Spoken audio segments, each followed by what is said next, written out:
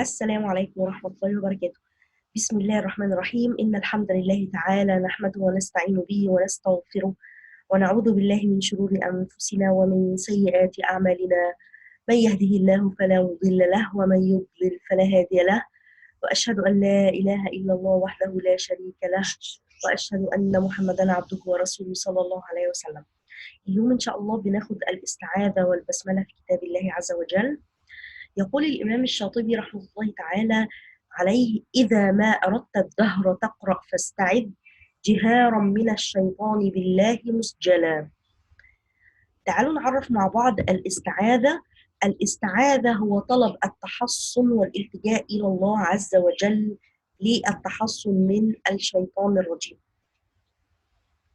دليلها من القرآن هو قول الله تعالى: فإذا قرأت القرآن فاستعذ بالله من الشيطان الرجيم. وحكم الاستعاذة هو ذهب جمهور أهل العلم على أن الاستعاذة مندوبة، يعني مستحبة قبل قراءة القرآن، وذهب البعض الآخر على أنها واجبة، ولكن الجمهور أجمع على أنها مندوبة. صيغتها لها صيغ كثيرة، مثل أعوذ بالله من الشيطان الرجيم، ودي الصيغة اللي وردت في القرآن الكريم، ولها صيغ أخرى: أعوذ بالله السميع العليم من الشيطان الرجيم، وأعوذ بالله السميع العظيم من الشيطان الرجيم. ولكن الصيغة التي وردت في القرآن الكريم هي الصيغة التي استعاذ بها النبي صلى الله عليه وسلم، فيما رواه عن فيما رواه نافع بن جبير بن مطعم عن أبية عن النبي صلى الله عليه وسلم أنه استعاذ قبل القراءة بهذا اللفظ بعينه. فلما بنيجي نبتدئ القراءة نقول: أعوذ بالله من الشيطان الرجيم. حالاتها، حالات الاستعاذة والبسملة لنا حالتان. الحالة الأولى هي حالة أثناء الجهر، وحالة أثناء الإصرار. الإصرار متى نجهر بالاستعاذة ومتى نصر بها. بنجهر بها إذا كان القارئ بيقرأ جهرا وهناك من يستمع إليه، أو كان القارئ بيقرأ وسط جماعة يقرؤون القرآن وكان هو المبتدئ بالقراءة. أما بنصر بها إذا كان القارئ بيقرأ سرا، أو كان يقرأ جهرا وليس معه أحد يستمع إليه، أو كان يقرأ في الصلاة سواء كان إمام أو مأموم أو منفرد، أو كان يقرأ وسط جماعة وليس هو المبتدئ بالقراءة. ومع الإصرار أن نتلفظ بالاستعاذة بحيث نسمع أنفسنا فقط، يعني بصوت منخفض. يعني كثير منا بيقرأ الاستعاذة في الإصرار خطأ، بأن يتلفظ الشخص في داخله بدون تحريك الشفاه، وهذا لا يجوز. فبنقرأ بصوت منخفض، يعني نسمع أنفسنا. تاني شيء البسملة، وهي قولنا بسم الله الرحمن الرحيم، وهي طلب الاستعانة بالله تعالى وطلب البركة منه. ودليلها في القرآن: إنه من سليمان وإنه بسم الله الرحمن الرحيم. حكم الاستعاذة أنها واجبة في بداية السور عند جميع القراء بالاتفاق، يعني على أن البسملة كتبت لأوائل السور وكمان موافقة لخط المصحف، باستثناء سورة التوبة فلا بسملة فيها أصلا. أما بالنسبة لأواسط الصور لنا فيها حالات هنذكرها إن شاء الله. والإمام الشاطبي قال: ولا بد منها في ابتدائك سورة سواها. سواها يقصد بها سورة براءة أو سورة التوبة. السبب في عدم كتابة البسملة في أول براءة هما سببان. السبب الأول أنها نزلت بالسيف والحرب ونبذ العهد. البسملة أصلا فيها أمان، وهذا الرأي الراجح، وبسم الله أمان. وسورة التوبة ليس فيها أمان، بل نزلت بحد السيف، وهذا ما رواه عن عبد الله بن عباس. كان العرب زمان بيكتبوا في حال الصلح بسم الله، وإذا أرادوا نقض الأيمان ونبذ العهد لا يكتبون بسم الله.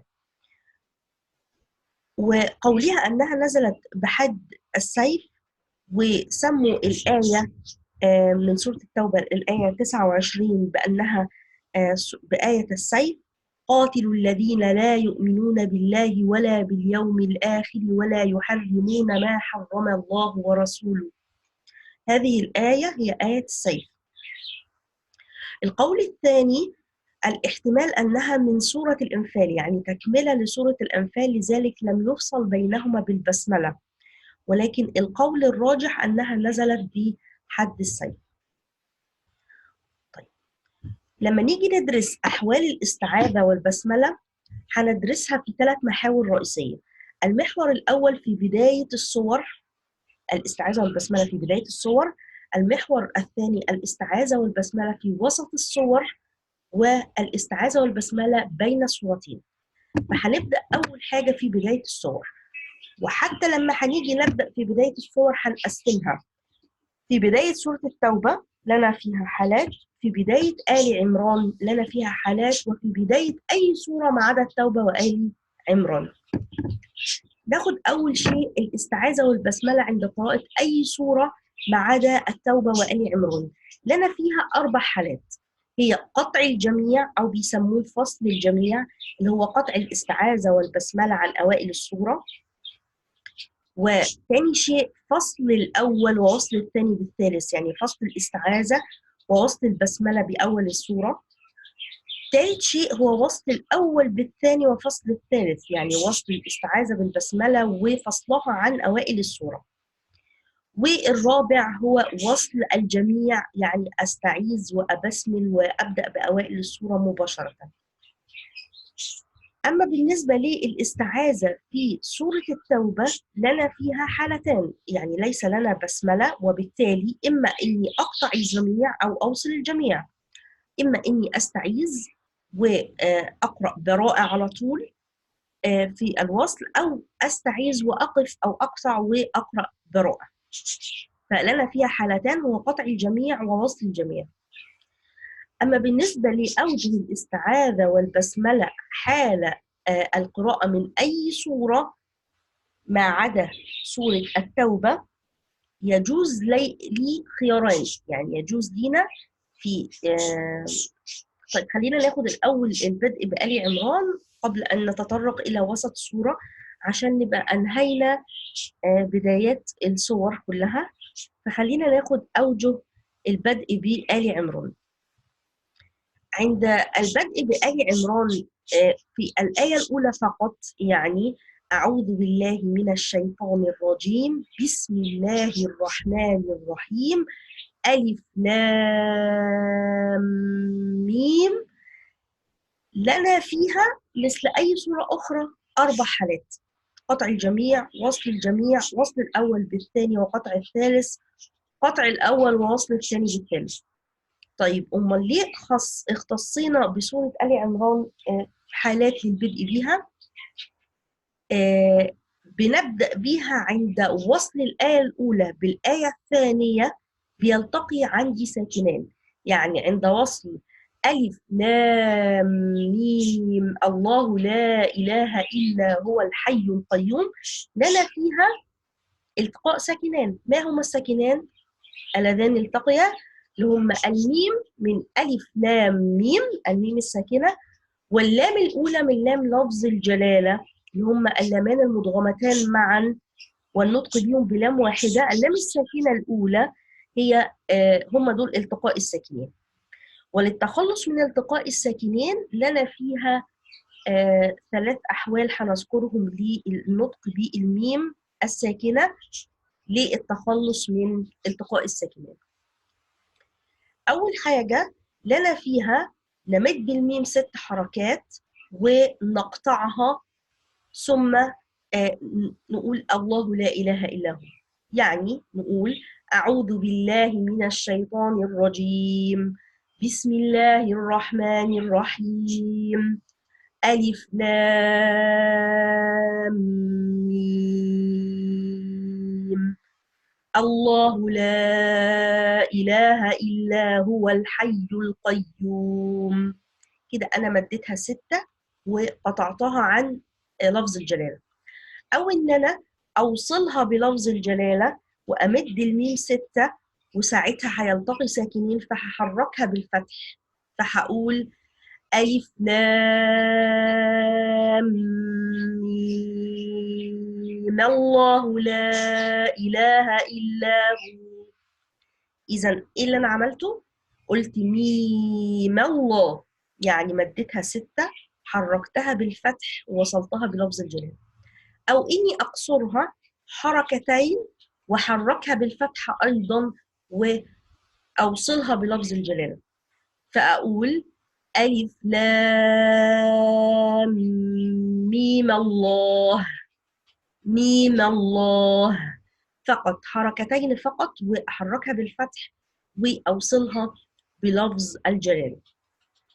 إذا عند بداية سورة آل عمران لنا 12 وجه، لنا 12 وجه. ما هما ال 12 وجه؟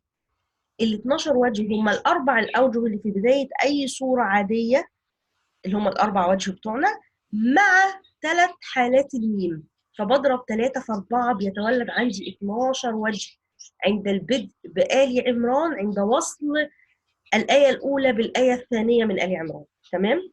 لكن إذا وقفت على الآية الأولى فقط لنا الأربع أوجه الطبيعية زي أي سورة، وهو ده بس التكة اللي في سورة آل عمران. طيب بعد ذلك ناخد إن شاء الله يعني البدء بقى من وسط أي سورة. يعني لو عندي أي سورة عايزة أبدأ من الوسط بتاعها، طبعا بالنسبة لسورة التوبة العلماء قالوا استحبوا منع البسملة في وسطها كما منعت من أولها. طيب في السور الأخرى بقى لما باجي أبدأ من وسط السورة لنا حالتين، إما إن أنا أتي بالبسملة أو عدم الإتيان بالبسملة. في حالة الإتيان بالبسملة لنا فيها 4 حالات عادية جدا: وصل الجميع، فصل الجميع، وصل الاستعاذة والبسملة وفصلها عن بداية الآية، وفصل الاستعاذة ووصل البسملة ببداية الآية. أما عند عدم الإتيان بالبسملة إما إن أنا أفصل أو أوصل، ما عنديش غير حالتين.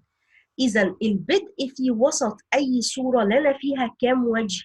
6 أوجه: 4 عند الإتيان بالبسملة، و2 عند عدم الإتيان بالبسملة. بس أراعي لما أجي أبدأ من وسط السورة أراعي شيء مهم جدا: ينبغي النهي عن البسملة واستحباب الاستعاذة عند القراءة في وسط السورة إذا كانت تبدأ بلفظ الجلالة أو ضمير يعود على لفظ الجلالة. مثال: الله ولي الذين آمنوا، فيستحب إن أنا أبسمل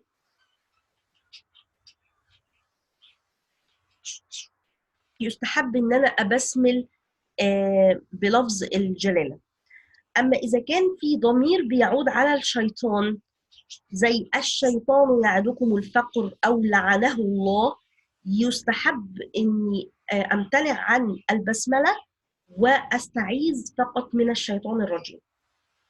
فأنتبه لوسط الآية، لأواسط الصور أنا هبدأ بأي لفظ إذا كان يعود على لفظ الجلالة، مثلا وعنده مفاتح الغيب، طبعا ده ضمير يعود على مين؟ على الله سبحانه وتعالى، وبالتالي يستحب ان انا اتي بالبسمله ابسمل. اما اذا كان ضمير يعود على الشيطان او حديث عن الشيطان نفسه، فيستحب ان انا استعيذ بالله من الشيطان الرجيم وما ابداش بالبسمله للبشاعه وبشاعه اللفظ عن الشيطان. طيب بعد ذلك عند الوصل بقى بين السورتين لنا فيها حالات. عند الوصل بين السورتين انتبه لشيء مهم جدا: هل السورتين دول على ترتيب المصحف أم على ترتيب غير ترتيب المصحف؟ يعني يقول الإمام الشاطبي: وبسمل بين السورتين بسنة رجال نموها درية وتحملا. في 4 أوجه أربع أوجه في يعني وصل أي صورتين ببعض: 3 أوجه صحيحة ووجه ممتنع. ثلاث أوجه صحيحة ووجه ممتنع. الثلاث الأوجه الصحيحة هما فصل الجميع، وهو الأولى وهو السنة إن أنا أفصل الجميع، أو إن أنا أفصل الأول وأوصل الثاني بالثالث، أو أوصل الجميع. والوجه الممتنع بقى هو إني أوصل نهاية السورة بالبسملة ثم أفصلها عن السورة الثانية. على سبيل المثال: ومن شر حاسد إذا حسد، بسم الله الرحمن الرحيم، وقف ثم أقول قل أعوذ برب الناس. إذن إن أنا أوصل البسملة في نهاية السورة الأولى ده يوهم السامع أن البسملة هي جزء من السورة الأولى، فهذا الوجه ممتنع. المفروض إن أنا أقف ثم أبدأ بالسورة الأخرى، أبسمل وأبدأ بالسورة الأخرى. يبقى هناك 4 أوجه، 3 أوجه صحيحة والوجه الرابع ممتنع عند الوصل بين السورتين. هذه الأوجه الثلاثة تجوز بين كل سورتين، سواء رتبت في التلاوة زي مثلا آل عمران مع النساء، أو البقرة مع آل عمران، أم لم ترتب زي مثلا فاتحة الكتاب والمائدة، دي على غير ترتيب المصحف. وبالتالي الثلاث أوجه دول يكونوا على ترتيب المصحف أو غير ترتيب المصحف. أما إذا كنا نقرأ أي سورة عند وصلها ببراءة، لو دخلت سورة براءة معانا انتبه للأوجه بتاعتنا. إذا كانت قبل براءة في ترتيب المصحف لنا فيها 3 أوجه، هو الوقف والسكت والوصل.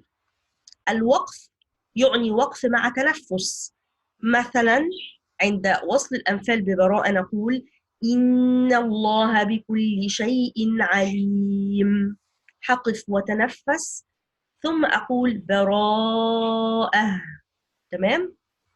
طبعا بدون بسملة.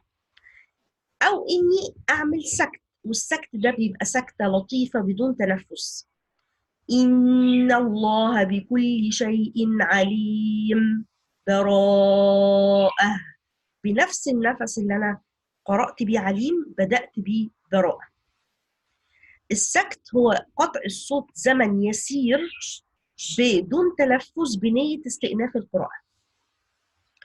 الوصل بقى هو إني أوصل، ولما هوصل هنتبه إذا كان في تنوين أو نون ساكنة، فهطبق قواعد النون الساكنة والتنوين.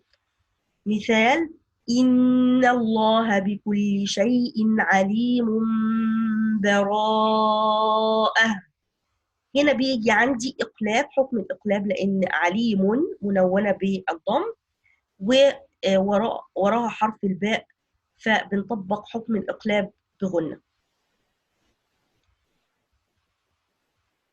طبعا في حاجة مهمة جدا، هذه الأوجه بين الأنفال وبين براءة يعني تجوز بين أي سورة وأول براءة بشرط تكون قبل براءة في ترتيب المصحف. لكن لو السورة بعد براءة في ترتيب المصحف وبوصلها بسورة براءة، المفروض إن أنا هقف بدون بسملة وهيمتنع وجهي الوصل والسكت، ودي نقطة مهمة جدا. هقف بدون بسملة وهيمتنع وجهي الوصل والسكت، يبقى لا يجوز لنا إلا الوقف فقط. مثلا أقول وهو رب العرش العظيم براءة، فقط هنقف فقط ويمتنع الوصل والسكت.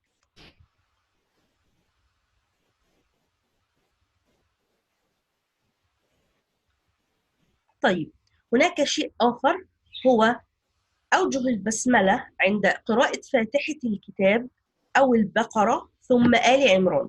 يعني عند قراءة الفاتحة أو البقرة ثم آل عمران لنا فيها الأوجه الثلاثة بين أي سورتين مع الأوجه الثلاثة لألف لام ميم من لفظ الجلالة. يعني لما أجي أوصل أواخر سورة البقرة، فانصرنا على القوم الكافرين، ثم أبدأ بألف لام ميم، ثم أوصل كمان ألف لام ميم من آل عمران مع الله لا إله إلا هو.